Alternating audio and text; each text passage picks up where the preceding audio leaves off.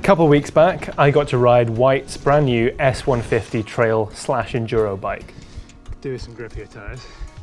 As the name suggests, it's a 150mm travel 29er that can also fit 650B plus wheels with up to 2.8-inch tyres. It's a pretty versatile bike designed for everything from kind of trail centre blasts all the way up to enduro racing. Whyte have always been pretty forward-thinking with their geometry, and the S-150 is no different. The reach on the medium is 460mm, and on the XL that I rode, it's 490mm, so it's pretty roomy in the reach. The bottom bracket is also super low at 335mm. That's teamed with a pretty short 170mm crank to avoid those pedals hitting the ground, and the head angle is kicked out nice and slack at 65.5 degrees. Something that's really interesting about the geometry of this bike is the use of a custom fork offset. So the fork offset is basically the distance by which the front axle sits in front of the steering axis, and normally that measurement is 51mm on a 29er. But Whyte have stocked a 42mm fork offset that you'd normally find on a 650B fork. What this does is it kind of cams the steering by increasing something that's known as the trail figure, which is basically how far the contact patch sits behind the steering axis, the line through the center of your steerer tube. So the larger that trail distance, the more the contact patch wants to just follow the steering axis. When you're going through rough terrain or through really fast corners, the front wheel wants to kind of track in more of a straight line. So it makes the steering much calmer, a little bit like making the head angle slacker, but without making the front center even longer. So it's kind of easier to weight the front wheel, like you had a steeper head angle, but also makes the steering calmer, as if you had a slacker head angle. On the trail, what I found almost immediately was that the bike turned in quite a sort of predictable way. I think this is partly to do with that steering geometry, but I think it's also to do with the stiff frame and stiff wheels, which kind of seem to make it easier to judge exactly what the tires are doing underneath you and to kind of play with the limits of traction. It's hard to say to what extent the fork offset plays a role in this, but overall I really liked how the bike kind of carves through a corner.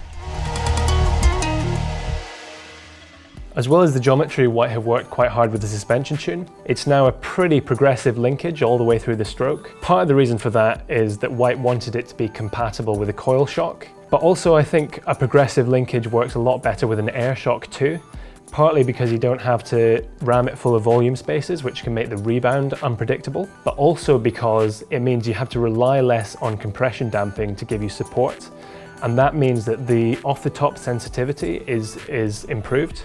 And you really notice this on the Whyte, that the small bump sensitivity as you kind of go over high-speed chattery trails feels really good. The bike feels quite composed and never overly harsh. But at the same time, I also felt like I had enough support both in the corners and when pumping the trail and hopping over obstacles. There's a balance to be struck between sensitivity and pedal efficiency, and I think Whyte have done quite a good job here as well. There is a bit of pedal bob, but really not too much. You can kind of bang on the pedals without worrying about it too much, and if it really bothers you, you can always flick the climb switch on the shock. The seat angle is also relatively steep at about 75 degrees, that's the effective seat angle. So when you're winching up steep climbs, it feels pretty good. It climbs really well. So despite having quite a lot of travel on tap, it doesn't feel kind of overbiked, which is not a term I really use very often, but it really doesn't feel lazy or slow on the climbs, even on a kind of relatively mellow trail center spin. While I really liked the super wide 800mm bar, at 6'3" I found it was a little bit too low for me, which actually works really well on kind of flat trail center corners. But if I wanted to move away from that onto steeper terrain, I definitely want to fit a higher rise bar and possibly a shorter stem as well, going from the 50mm stem that comes on the XL down to something like a 40mm. That would help me get my weight back if I needed to on steeper terrain, and also weight the front wheel when pushing down into downslopes and what have you.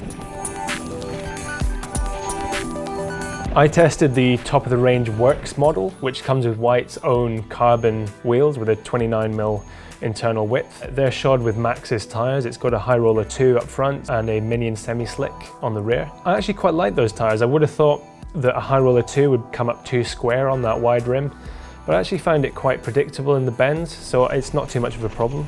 I rode the bike with 29-inch wheels, and that's how Whyte will sell the bike, but they will offer a 27 plus wheel set as an aftermarket option.